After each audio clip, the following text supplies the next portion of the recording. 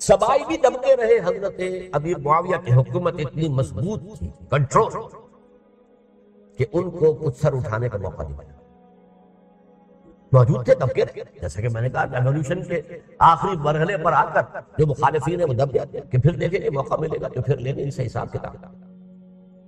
20 سال رہے ہیں پورے امن کے، 10 سال کے بعد یعنی درمیان میں ہے حضرت امیر معاویہ کا عہد خلافت۔ ایک صحابی جو کہ بزرگ صحابہ میں سے ہیں، مغیرہ ابن شعبہ رضی اللہ تعالی عنہ، وہ آتے ہیں اور وہ کہتے ہیں کہ دیکھیے امیر المومنین، کتنی بڑی خانہ جنگی رہی تھی مسلمانوں کی آپس میں، اور اب بھی اگر آپ کسی کو نامزد کیے بغیر چھوڑ گئے امت کو تو پھر خانہ جنگی ہو جائے گا۔ 1 لاکھ اس وقت جو ہے وہ ہلاک ہوئے تھے، نہ معلوم اب کتنے خلاف۔ لہٰذا آپ اپنی زندگی ہی میں نامزد کر دیجئے کسی کو خلیفہ، ولی عہد بنا۔ حضرت امیر معاویہ نے ابتداً جو ہے انکار کیا نہیں، لیکن ان کے دلائل ایسے تھے وزنی، اور میں سمجھتا ہوں کہ وہ بات صحیح تھی جو مغیرہ ابن شعبہ نے کہی، اس لیے کہ اب صحابہ کرام میں سے جو کبار صحابہ تھے وہ تو سب دنیا سے رخصت ہو چکے تھے۔ اب تو یا صغار صحابہ رہ گئے تھے جو حضور کے زمانے میں بچے تھے، حضرت حسن، حضرت حسین، عبداللہ ابن زبیر، یہ بچے تھے، یا تو وہ تھے، اور یا بالکل نو مسلم تھے، اور نو مسلموں میں بڑی تعداد وہ تھی جو ایرانیوں کی تھی، شامیوں کی تھی، ادھر کی تھی، تو ان کو تو ظاہر بات ہے کہ تربیت نبوی سے کیا خلافت راشدہ سے بھی اکثر و بیشتر کو کوئی حصہ ملا ہی نہیں۔ تو اس صورت میں اب وہ اعلیٰ ترین معیار پر حکومت کے نظام کو قائم کرنا ممکن نہیں ہے۔ کوئی قبائلی عصبیت جب تک حکومت کی پشت پر نہیں ہوگی، حکومت مستحکم نہیں ہوگی۔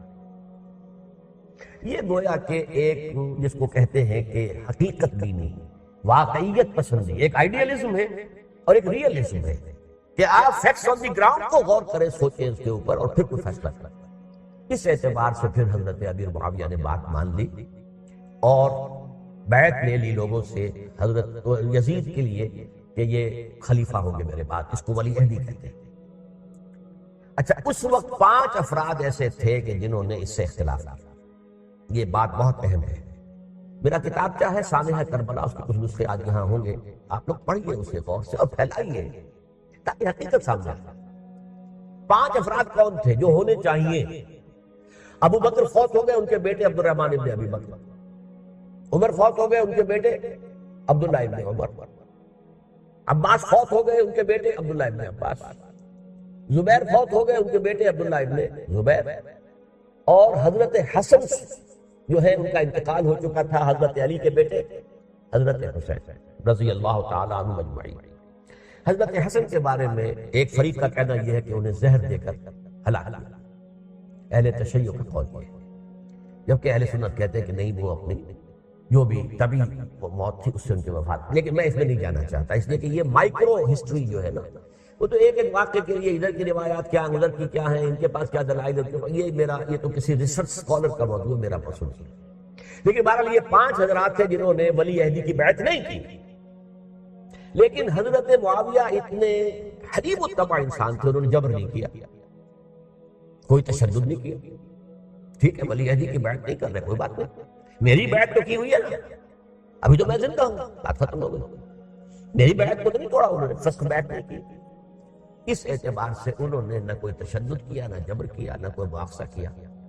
لیکن جب امیر معاویہ کا انتقال ہو گیا، اب ولی عہدی کی بجائے وہ اب خلافت کی بیعت کر، سب لوگوں نے بیعت کر لی۔ ان 5 میں سے ایک فوت ہو چکے تھے، حضرت عبد الرحمن ابن ابی بکر فوت ہو چکے رضی اللہ عنہ۔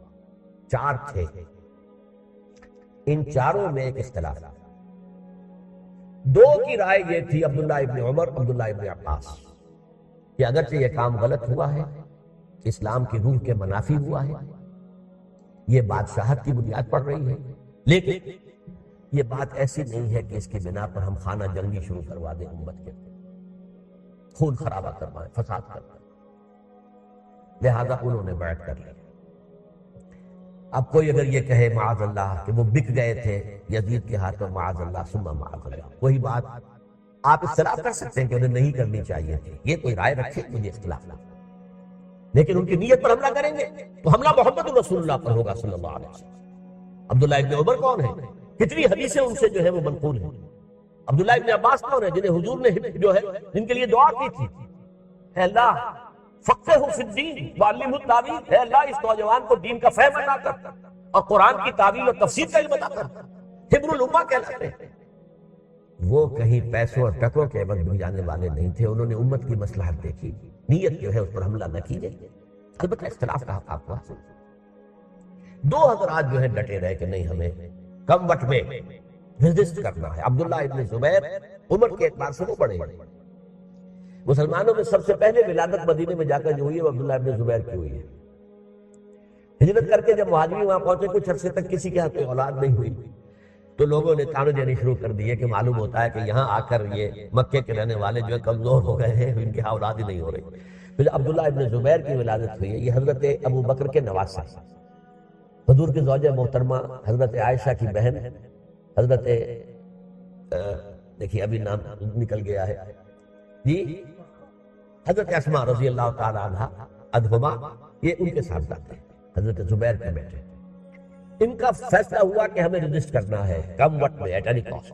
حضرت حسین ابن علی رضی اللہ تعالی عنہما کا بھی فیصلہ ہوا کہ ہمیں رجسٹ کرنا ہے کم وقت میں۔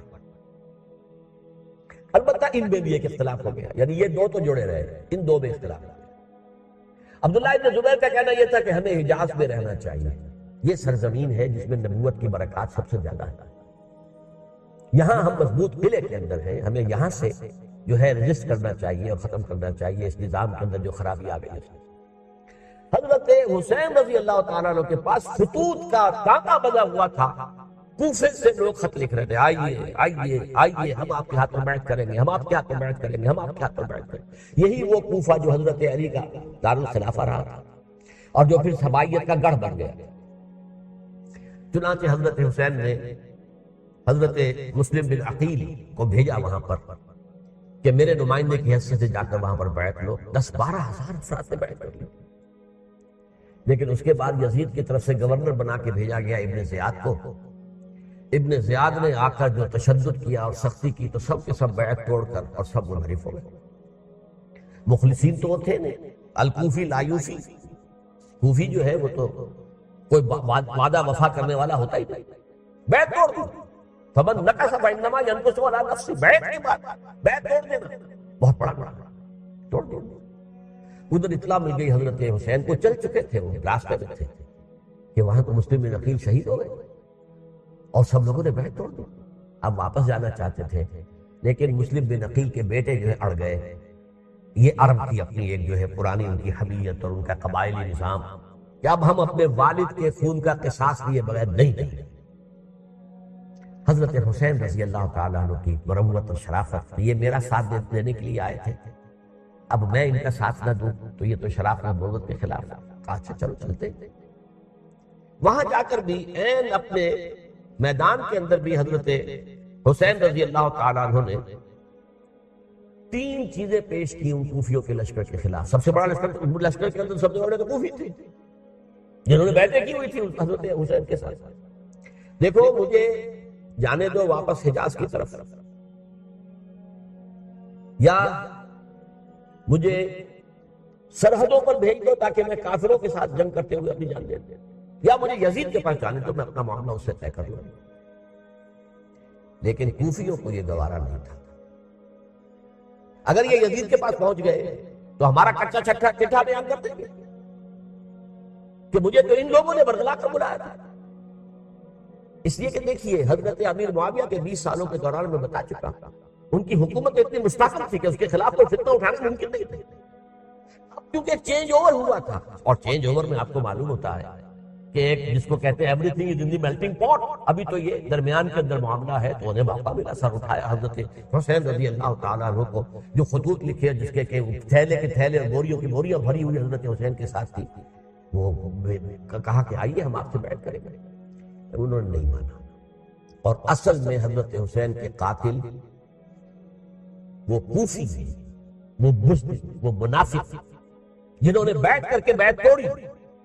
اور اب وہ آ گئے کہ اگر یہ حسین رضی اللہ تعالیٰ عنہ بچ کر کہیں یزید کے پاس پہنچ گئے تو پھر ہمارا کچا چٹھا جو ہے وہ سامنے آ جائے گا اور ہماری پھر شامت ہے۔ لہذا انہوں نے قتل کیا حضرت حسین کو رضی اللہ عنہ۔ ایک بات جو علامہ ڈاکٹر قلب صادق نے فرمائی، اور میرے علم میں یہ بات پہلے نہیں تھی، وہ یہ کہ حضرت حسین کے قتل کا فتویٰ ایک بہت بڑے مفتی نے دیا۔ یہ بات بھی ذرا سمجھ لیجیے، حضرت حسین رضی اللہ تعالیٰ عنہ کے قتل کا فتویٰ ایک بہت بڑے مفتی نے دیا۔ کیوں دیا تھا؟ اس لیے کہ حضور کی احادیث موجود ہیں کہ جب ایک شخص کی ایک خلیفہ کی بیعت ہو جائے تو دوسرا اگر کھڑا ہو تو اسے قتل کرو۔ کھلی حدیث۔ اسی لیے ایک بہت بڑے مفسر بھی ہیں، فقیہ بھی ہیں، قاضی ابن العربی رحمۃ اللہ علیہ۔ ایک ابن عربی ہیں، الف لام کے بغیر، ابن عربی، وہ بہت بڑے صوفی ہیں، فلسفی ہیں، اندلس کے ہیں۔ یہ قاضی ابن العربی ہیں جنہوں نے قرآن کی ایک تفسیر لکھی ہے اس اعتبار سے کہ صرف ان آیات کی تفسیر جن سے کہ فقہی احکام جو ہے ان کا استنباط آتا ہے۔ یہ دو تفسیریں اس طور سے لکھی گئی ہیں قرآن مجید کی، احکام القرآن ان کا نام ہے دونوں کا، جن میں سے ایک جو ہے قاضی ابن العربی کی ہے۔ ان کا ایک جملہ نقل ہوتا ہے، قتل الحسین بسیف جدہ، حسین قتل ہو گئے اپنے ہی نانا کی تلوار سے۔ وہ تلوار کیا تھی؟ جب کسی کی بیعت ہو چکی ہو پھر کوئی کھڑا ہو مدعی خلافت، میرے نزدیک حضرت حسین مدعی خلافت نہیں تھے۔ یہ بات اس وقت سامنے لوگوں کے نہیں آئی، بلکہ حکومت نے یہ باور کرا دیا کہ یہ تو باغی ہے، یہ مدعی ہے خلافت۔ انہوں نے تو دعویٰ نہیں کیا خلافت، وہ تو صرف اس عمل کو روکنے کے لیے میدان میں آئے۔ اور اس بات کو اچھی طرح سمجھ لیجئے کہ اس وقت تک یہ جو تصور آج ہمارے پاس ہے کہ ریاست علیحدہ ہے، حکومت علیحدہ ہے، state of Pakistan, we are loyal to the state of Pakistan, ہم ریاست پاکستان کے وفادار ہیں، گورنمنٹ آف پاکستان کے وفادار نہیں ہیں۔ We are not loyal to the government. Government تو کبھی بے نظیر کی تھی، ہم اس کے خلاف تحریک چل رہے ہیں، یا کبھی کسی اور کی تھی اس کے خلاف تحریک چل رہی ہے، یا کبھی ضیاء الحق کی تھی اس کے خلاف تحریک چل رہی ہے۔ گورنمنٹ کو بدلنا تو عوام کا حق ہے، آج، اس وقت نہیں تھا۔ اس وقت ریاست اور حکومت کا کوئی فرق نہیں تھا، لہذا جو حکومت سے اختلاف کرے گویا کہ باغی ہے۔ یہ ہے اصل میں وہ پیچیدہ مسئلہ کہ کیوں کسی مفتی نے فتویٰ دے دیا، اس لیے کہ اس وقت تک ریاست اور حکومت کا فرق واضح نہیں تھا دنیا پر۔ یہ تو ابھی کوئی 100-150 سال کی بات ہے کہ آج ہمارا جو پولیٹیکل سائنس کا ایولیوشن ہوا ہے وہ اس اسٹیج تک پہنچ گیا ہے کہ اسٹیٹ علیحدہ ہے، حکومت علیحدہ ہے۔ حکومت تو اسٹیٹ کے 3 آرگنز میں سے ایک آرگن ہے، ایڈمنسٹریشن حکومت کی ہے، جوڈیشری ہے اور لیجسلیچر ہے، 3 آرگن سے بڑے بڑے ان میں سے ایک ہے۔ تو حکومت کو بدلنا تو عوام کا حق ہے، چاہے وہ ووٹ کے ذریعے بدلے چاہے ایجیٹیشن، اگر پرامن ایجیٹیشن ہے اس سے حکومت کو بدلنے کا حق حاصل ہے دستوری طور پر ہر اعتبار سے۔ اس وقت یہ نہیں تھا، لہذا صورتحال یہ بن گئی کہ حکومت وقت نے باور کرا دیا مسلمانوں کو، ورنہ سوچئے نواسۂ رسول کو قتل کرنا کوئی آسان کام تھا؟ آخر سب کلمہ گو تھے کہ نہیں تھے؟ کلمہ گو تھے، اور حضور سے عقیدت و محبت میں کمی، لیکن یہ کہ فتویٰ اگر ایک بہت بڑے مفتی کا جو کہ حضرت علامہ ڈاکٹر قلب صادق صاحب نے فرمایا، مجھے اس مفتی کا نام بھی معلوم نہیں کہ ایک مفتی کا فتویٰ تھا جس کے بنا پر اب ان لوگوں نے حضرت حسین کو قتل کیا، اور یہی وجہ ہے کہ انہوں نے پھر خیموں کو بھی آگ لگا دی۔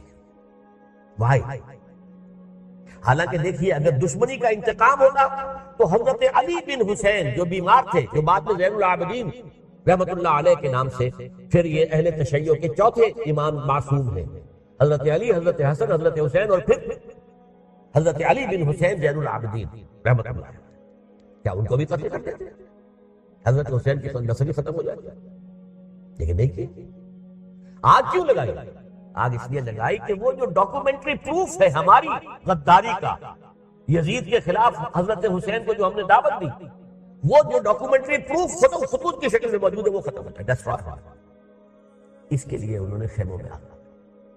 بہرحال یہ ہے تاریخی پس منظر، یہ اسی سبائی فتنے کا تسلسل ہے جس نے سب سے پہلے حضرت عثمان کی جان لی رضی اللہ تعالیٰ، 5 سال تک مسلمانوں میں خانہ جنگی رکھی، حضرت علی کو پھر شہید کیا، اور اس کے بعد جو ہے 20 سال حضرت امیر معاویہ کے تو سر نہیں اٹھا سکے، لیکن پھر جب ایک چینج اوور ہو رہا تھا تو اس وقت انہوں نے موقع غنیمت سمجھا کہ اب کھڑے ہو جاؤ اور اب دوبارہ ایک فتنہ جو ہے اس کو امت کے اندر پیدا کرتا۔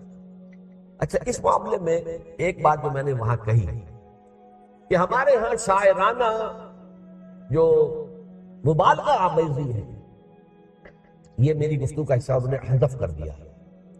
اور میں نے ایک سنی شاعر، بہت بڑے عالم، جن کے حوالے سے آج بھی میری تقریر ہوگی خالق جناح ہال میں، مولانا محمد علی جوہر کے ایک شعر کے حوالے سے کہا کہ قتل حسین اصل میں مرگ یزید ہے، اسلام زندہ ہوتا ہے ہر کربلا کے بعد۔ میں نے کہا بالکل محمل شعر ہے، اسلام مرا ہی نہیں تھا، زندہ ہونے کا کیا سوال؟ اور اگر کسی درجے میں مزمحل یا زخمی ہوا تھا تو وہ تو رہا، کربلا کے بعد بھی رہا، یزید کی حکومت بھی رہی، بنو امیہ کی حکومت بھی چلی، کوئی تبدیلی تو نہیں آئی۔ یہ کیا کہہ رہے ہیں؟ اسلام زندہ ہوتا ہے کربلا کے بعد۔ میں نے کہا اسلام مرا نہیں تھا۔ جیسے میں نے یہ کہا کہ ملوکیت جو ہے وہ اب تک شروع نہیں ہوئی، ملوکیت تو 20 برس پہلے شروع ہو چکی تھی حضرت ابی معاویہ، لیکن ظاہر بات ہے کہ حضرت حسن نے، حضرت حسین نے اس کو قبول کیا، اور حضرت حسین نے تو پھر 10 سال تک ولی عہدی جو تھی چاہے بیعت نہیں کی، لیکن اس کے خلاف میدان میں آ کر چیلنج تو نہیں کیا۔ اس اعتبار سے یہ معاملہ جو ہے اسلام زندہ ہوتا ہے کربلا کے بعد، یہ بے تکی بات ہے۔ ہاں، حضرت شاہ اسماعیل شہید رحمۃ اللہ علیہ کی اگر میں تشبیہ کو، تمثیل کو سامنے رکھوں تو اسلام کی عمارت 6 منزلہ ہے، 6ٹھی منزل ٹاپ کی وہ گر گئی، 5 منزلیں انٹیکٹ تھی، اسلام مرا نہیں تھا۔ عدالت میں شریعت کے مطابق فیصلے ہو رہے تھے، قاضی تھے، مفتی تھے، شریعت نافذ تھی، اسلام نہیں مرا تھا۔ جبکہ خود کہہ رہے ہیں علامہ کلب صادق کہ ایک مفتی کے فتوے سے حضرت حسین کو قتل کیا گیا۔ اب وہ مفتی کی رائے، اس کی بدنیتی ہو، جو بھی ہو، وہ جانے، اللہ جانے، لیکن عام مسلمان کیا کریں؟ اس پہلو سے اسلام مرا نہیں تھا۔ ہاں، ایک منزل گر گئی تھی، وہ گری نہیں، 1000 برس تک گری نہیں، یہاں تک کہ آ کر مغربی انٹیلیجنس نے اس کے گرایا، ملوکیت کا معاملہ ختم کیا، اور وہ جبریل ملوکیت دوسری آ گئی، ورنہ وہی بادشاہی چلی ہے۔ بلکہ دور بنو امیہ میں وہ بادشاہی پوری طرح اس نے بالوں پر نہیں نکالے تھے، اصل بالوں پر تو اس نے نکالے ہیں دور بنو عباس میں لگا کر، اور پھر سلاطین جو ہے ترک، جو ترک خلفاء ہیں، ان کا بھی بادشاہت تھی، اور کیا وہ خلافت تو نہیں تھی۔ تو یہ جو اسلام میں جو بھی نقص واقع ہو گیا تھا، کبھی واقع ہو گئی تھی، وہ جو کی تو برقرار رہا، اس کو بھی تسلیم کیا۔ میں اللہ کا شکر ادا کر کے کہتا ہوں کہ دونوں حضرات، دونوں شیعہ دانشور اور بڑی اعلیٰ سطح کے جو شیعہ عالم تھے، انہوں نے اس بات کو تسلیم کیا اور میری اس بات کو چیلنج نہیں کیا۔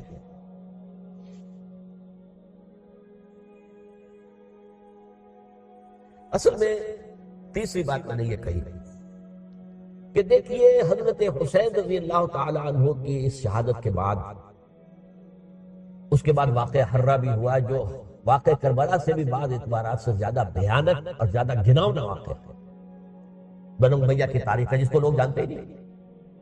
مدینہ کے کچھ لوگوں نے بغاوت کی اور انہوں نے اس کے خلاف فوج بھیجی، اور فوج کو جو مدینہ فتح کر لیا، 3 دن کے لیے حلال کر دیا، جو چاہو کرو، یہاں جسے چاہو مارو، جسے چاہو لوٹو، جس کا گھر چاہو برباد کرو، جس عورت کو چاہو ریپ کرو۔ اور یہ مدینہ النبی کے اندر ہوا، تو کاٹ کھانے والی ملوکیت کے اندر بہت سے واقع ہیں۔ عبداللہ ابن زبیر کھڑے ہوئے، انہوں نے حکومت قائم کی تھی، لیکن یہ کہ وہ تو 6 سال کے لیے کامیاب بھی رہے، ایک حکومت قائم کی، بنو امیہ کے ہاتھ پر بیٹھ نہیں کی، بالآخر ان کی حکومت بھی ختم ہو گئی۔ پھر حضرت زید کھڑے ہوئے، انہوں نے بغاوت کی، وہ بھی ناکام رہ گئے۔ پھر بنو عباس میں کھڑے ہوئے حضرت نفس زکیہ، حضرت حسن رضی اللہ تعالیٰ عنہ کی اولاد میں سے، وہ بھی ناکام ہو گئے، شہید ہو گئے۔ پھر یہ سمجھ لیا گیا کہ اب یہ جہاں تک 6ٹھی منزل ہے وہ تو دوبارہ تعمیر نہیں ہو سکتی، یہ تو جس کی لاٹھی اس کی بھینس، جس کے پاس طاقت ہوگی اس کی حکومت ہوگی، جس کا قبیلہ زیادہ قوی ہوگا، جس قبیلے میں زیادہ عصبیت ہوگی، مضبوط ہوگا، متحد ہوگا، طاقتور ہوگا، اسی کی حکومت ہوگی۔ البتہ اس کے نیچے لوگوں کے اخلاق کی اصلاح کرو۔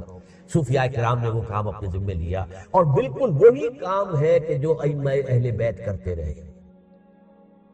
حضرت حسن کی اولاد میں پھر حضرت علی بن حسین رضی اللہ عنہ، حضرت حسین کی اولاد میں پھر امام محمد باقر، امام محمد جعفر صادق، اور اس کے بعد بھی 5 اور، کسی نے بغاوت نہیں کی۔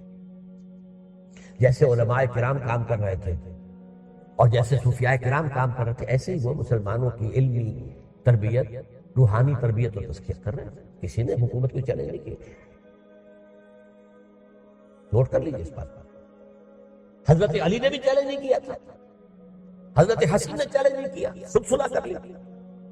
تو ائمہ اہل بیت جو 12 یہ گنتے ہیں، جن میں سے آخری جو ہے حضرت مہدی کو تو ابھی ظاہر ہونا ہے، ان کے عقیدے کے مطابق وہ روح پوش ہیں، وہ ظاہر ہوں گے، لیکن 11 حضرات کے بارے میں یہ کہ حضرت حسین کے سوا کسی نے بھی چیلنج نہیں کیا، اور حضرت حسین نے بھی اس مغالطے پر کیا کہ کوفی ساتھ دیں گے، اور یہ موقع ہے کہ یہ جو چھٹی منزل اسلام کی گر گئی ہے اسے دوبارہ ثابت کر دیا گیا۔ انہوں نے خلافت کا دعویٰ نہیں کیا، یہ انہیں عوام کو مغالطے میں مبتلا کیا گیا کہ یہ خلافت کا مدعی ہو کر سامنے آیا۔ جیسا کہ میں نے آپ سے کہا تھا، امیر معاویہ نے حضرت علی کے عہد خلافت میں کبھی خلافت کا دعویٰ نہیں کیا، مدعی خلافت نہیں تھے، وہ تو یہ کہتے تھے کہ قاتلان حسین جو ہے، قاتلان عثمان کو سزا دو، قصاص دو، بس۔ اسی طرح حضرت حسین نے بھی، اب دیکھیے اس ضمن میں اس میں کوئی شک نہیں ہے، حضرت حسین رضی اللہ تعالی عنہ کی جو شہادت ہوئی ہے، ان کے ساتھیوں کی، اعزاء و اقارب کی، تاریخ انسانی میں یہ عزم، ہمت، شجاعت، مثابرت، صبر، استقلال، استقامت، اس کی بہت روشن مثال، بہت روشن مثال ہے، بہت روشن مثال ہے، لیکن اس سے تاریخ کی رفتار پر کوئی اثر نہیں۔ وہ جو ملوکیت آ گئی تھی وہ اور گہری سے گہری ہوتی چلی گئی۔ واقعہ کربلا کے بعد تو واقعہ ہر ہوا میں نے گنوا دیا، اس سے زیادہ تو میرے خیال میں کہ اور ہمارے لیے لائق شرم جو ہے وہ واقعہ ہے ہی نہیں اس پہلو سے۔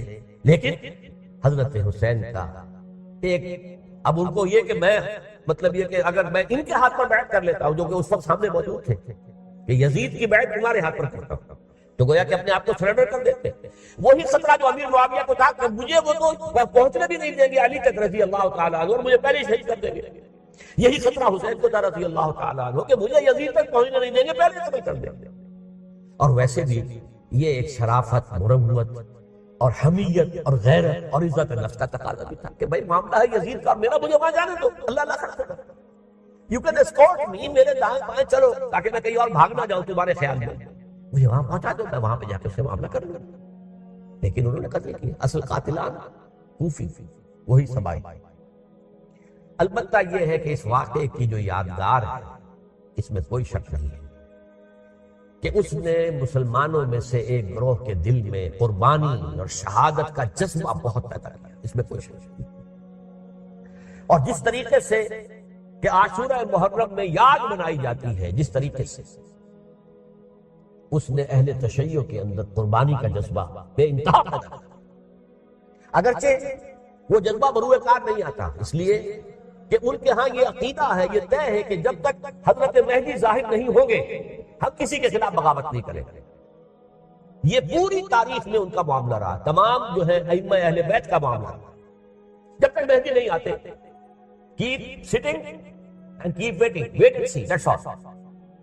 یہ تو خمینی صاحب نے کیا ہے، آیت اللہ خمینی صاحب نے، کہ انہوں نے یہ ایران کے شیعوں کو باور کرایا کہ بھائی جب آئیں گے حضرت مہدی آ جائیں گے، لیکن ہم اب ہاتھ پر ہاتھ رکھے بیٹھے رہے، باطل کو چیلنج بھی نہ کریں، ہمیں کچھ تو کرنا چاہیے، وہ ہاتھ پاؤں ہلانے چاہیے، اور کچھ نہیں تو مہدی کا راستہ جو ہے صاف کرنا چاہیے، تمہید کرنی چاہیے، ان کے راستہ ہموار کیا جائے۔ تو یہ ان کی بڑی عظمت ہے آیت اللہ خمینی صاحب کی کہ اہل تشیع ایران کے جو ہے ان سے انہوں نے یہ بات منوا دی کہ ہم بالکل انرٹ نہیں بیٹھے رہیں گے، بلکہ اب انہیں نائب امام قرار دے کر اور ولایت فقیہ کے فلسفے کے حوالے سے، یہ دو چیزیں ان کی جو ہیں بنیادی فلسفے کی ہیں، وہ اس وقت میرا موضوع نہیں ہے، انہوں نے عوام کو ایسا کھڑا کیا ہے کہ 20,000 سے لے کر 30,000 کے درمیان انسانوں نے جانے دی، عورتوں کے جلوس نکلے، چیرخوار بچہ گود میں ہے عورت کے، اور گولی کھا رہی ہے، مر رہی ہے، گر رہی ہے۔ اب سوچئے زندگی کتنی عزیز ہوتی ہے، اور چیرخوار بچے کے لیے ماں کی جو زندگی ہے، اس ماں کو اپنی زندگی کتنی عزیز تر ہوگی کہ اپنے لیے نہیں تو اس بچے کے لیے مجھے جینا ہے، لیکن نہیں، گولیاں کھائیں گری۔ یہ جذبہ انہی میں ہے۔ واقعہ یہ ہے کہ اہل سنت کے اندر یہ جذبہ نہ ہونے کے برابر، یہ میں واشغافل صاحب کو کہتا ہوں، پورے عالم اسلام میں صرف شیعہ ایران ایسا نکلا ہے کہ جس نے بادشاہت کا خاتمہ کیا، باقی سعودی عرب میں بادشاہت بیٹھی ہوئی ہے، اربوں ڈالر کا ایک ایک محل بنتا ہے ان بادشاہوں کا، اور سنی سن کوئی حرکت نہیں۔ وہ تو اب جو حرکت ہو رہی ہے وہ اینٹی امریکن حرکت ہے جو ہو رہی ہے. در حقیقت وہ مسئلہ بالکل دوسرا ہے جو اس وقت ہو رہا ہے. لیکن یہ کہ عالم اسلام میں کوئی تحریک ایسے نہیں اٹھی.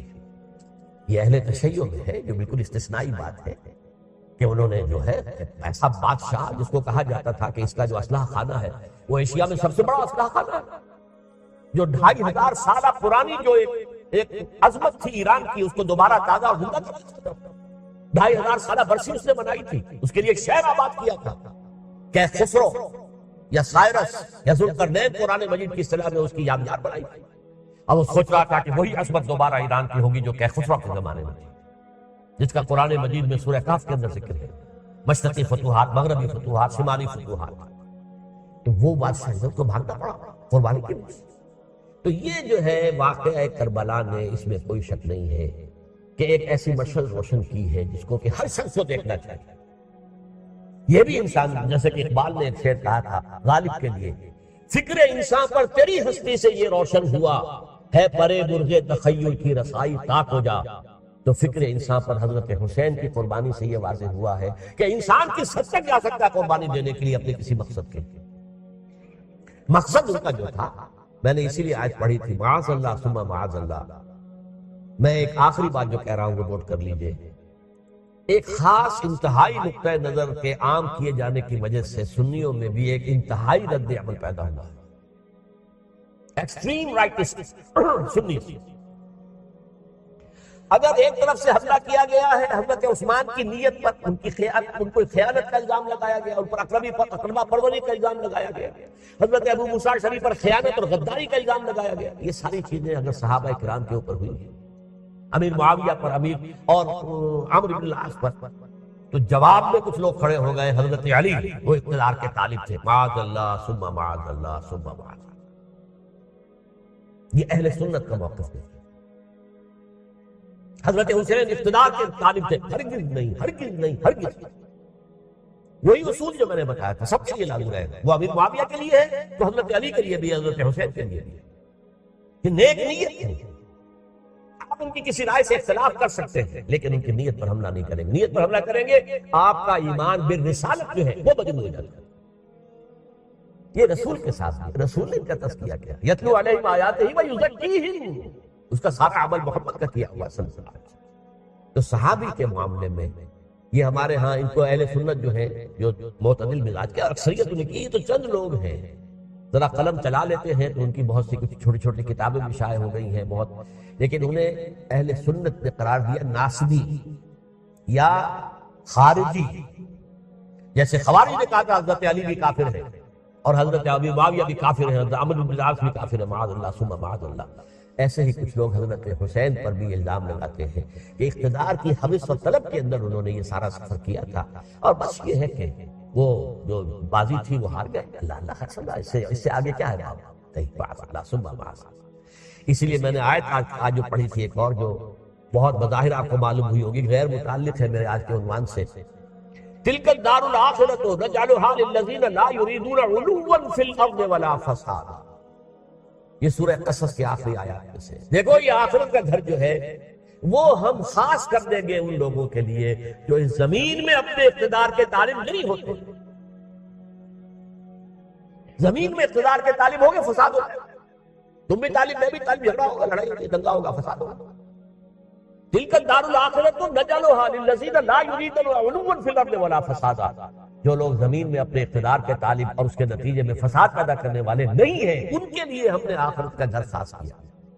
والعاقبۃ للمتقین, اور عاقبت جو ہے, انجام کار, آخرت جو ہے وہ تو متقیوں کے لیے ہے. اسی میں آئیں گے سب صحابہ کرام, خواہ وہ حضرت علی ہے رضی اللہ تعالیٰ عنہ, اور خواہ وہ حضرت امیر معاویہ ہیں, حضرت عثمان ہیں رضی اللہ تعالیٰ عنہ, خواہ حضرت حسن ہے, حضرت حسین ہے رضی اللہ تعالیٰ عنہ, خواہ عبداللہ ابن زبیر ہے, خواہ عبداللہ ابن عباس ہے, خواہ عبداللہ ابن عمر رضی اللہ تعالیٰ عنہ مجمعین. اس اصول کو سامنے رکھ کر اختلاف آپ کر سکتے ہیں کسی سے بھی, لیکن کسی کی نیت پر حملہ کریں گے تو اصل میں آپ کا ایمان بالرسالت مجروح ہو جائے گا. علی کو نبی اکرم صلی اللہ علیہ وسلم نے اپنا نائب بنا کر چھوڑا تھا جب غزوہ تبوک میں جا رہے تھے مدینے میں. حضرت علی نے کہا کہ مجھے آپ عورتوں کے ساتھ بٹھا کے جا رہے ہیں, فرمایا تمہارا مقام میرے ساتھ وہی ہے جو موسیٰ کے ساتھ ہارون کا تھا. ہارون کو چھوڑ کر گئے تھے نا یہودیوں کے پاس جب گئے تھے تورات لینے کے لیے، تو تمہارا وہی مقام ہے میرے ساتھ. تو یہ حضرت علی ہے رضی اللہ، ان کے بارے میں میرا ان کی کیا عظمت میری نگاہ میں. تو یہ 3 کتابیں ہیں، مجھے نہیں معلوم تیسرا یہاں ہے یا نہیں ہے. بہرحال آپ لوگوں کو ریکمینڈ کر رہا ہوں کہ ان کا مطالعہ کریں. اب یہ کہ آخری بات یہ ہے کہ اصل ہمارے کرنے کا کام کیا ہے. دیکھیے کیوں نہیں کیا کسی نے بھی خروج کا معاملہ، وہ میں واضح کر چکا ہوں. بغاوت نہیں کی، کیوں؟ ایک تو ریاست اور حکومت میں فرق نہیں تھا. ذرا کھڑا ہو اور وہ باغی قرار پائیں گے، واجب القتل ہو جائے گا، فتوے کی زد میں آ جائے گا. یہ معاملہ تھا. اور دوسرے یہ کہ عمارت پوری گری نہیں تھی، ایک منزل گری تھی. آج ہم کہاں کھڑے ہیں؟ پوری عمارت گری ہوئی. نہ شرعی عدالتیں ہیں، نہ شرعی فیصلے ہیں، نہ احکام الہی نافذ ہے، نہ حدود اور قصاص کے معاملات کچھ بھی نہیں. ہمارا فرض کیا ہے؟ حضرت حسین کی مدح کرتے رہیے، تعریف کرتے رہیے، صحابہ کرام کی مدح کرتے رہیے، مدح صحابہ، اس کے لیے مجلسیں قائم ہو رہی. بھئی کر کیا رہے ہو؟ تھے تو آبا وہ تمہارے ہی، مگر تم کیا ہو؟ ہاتھ پر ہاتھ دھرے منتظر فردا. تلک امت قد خلت لہا ما کسبت ولکم ما کسبتم. وہ تو ایک امت تھی جو چلی گئی، اللہ کے ہاں پہنچ گئے. جو کچھ انہوں نے کمایا وہ ان کے لیے، تمہارے لیے نہیں ہے. تمہارے لیے وہ ہوگا جو تم کماؤ. ہمارے لیے راستہ اب یہی ہے کہ خلافت راشدہ کے مکمل نظام کو اثر نو قائم کرنے کے لیے منہج انقلاب نبوی کو اختیار کریں. میری کتاب اس پر، کیسٹس اس پر، آڈیو کیسٹ، ویڈیو کیسٹ، سی ڈیز، نہ معلوم ڈی وی ڈی، سب کچھ موجود. سیرت النبی پر تو میں عرض کر چکا ہوں. فلسفہ سیرت النبی سمجھنا ہے تو میری کتاب پڑھیے، ورنہ سیرت النبی آپ پڑھ لیں گے، واقعات معلوم ہو جائیں گے، فلسفہ سیرت سامنے نہیں آئے گا. اس کا آپ مطالعہ کریں گے میری کتاب سے. اور دوسرے یہ کہ یہ خلافت قائم کرنے کے لیے جو جد و جہد ہم کر رہے ہیں، تحریک خلافت پاکستان جس کا میں داعی ہوں ادنا سا، وہ تنظیم نہیں ہے، میں اس کا امیر نہیں ہوں، وہ ایک تحریک ہے. جیسے تحریک پاکستان کہلاتی تھی جس کی تنظیم تھی مسلم لیگ، پارٹی کا نام مسلم لیگ تھا، لیکن تحریک پاکستان. اس طرح تحریک خلافت پاکستان وہ ہم نے چلائی ہے تنظیم اسلامی کے تحت. یہ خلافت جب پہلی چلی تھی آج سے 84 سال قبل، نومبر 1921 میں خالد مینا ہال میں وہ مقدمہ چلا تھا، جس کے نتیجے میں بڑے بڑے جو لیڈر تھے ہمارے، مولانا محمد علی جوہر اور مولانا حسین مدنی اور مولانا ابوالکلام آزاد، ان سب کو 2 سال کی قید کی سزا سنائی گئی. بغاوت، مقدمہ بغاوت، یہ خالد مینا ہال. اسی میں سن 91 یا 92 میں نے 3 دن تقریریں کی تھیں، جن میں آج سے پھر میں 3 تقریریں کرنے والا ہوں. ایک آج شام کو، ایک کل شام کو رات 9 بجے، آج بھی کل بھی، ایک پرسوں اتوار کی صبح کو 10 بجے ہے کیا 11 بجے. تو ان میں آپ حضرات شرکت فرمائیں تاکہ اصل جو ہمارے کرنے کا کام ہے، تاریخ کو بھی سمجھنا چاہیے. تاریخ کے عوامل کیا ہیں، کیا پس پردہ عوامل کار فرمات تھے، کیا کسی شے کی اصل حقیقت ہے، وہ سمجھنا چاہیے.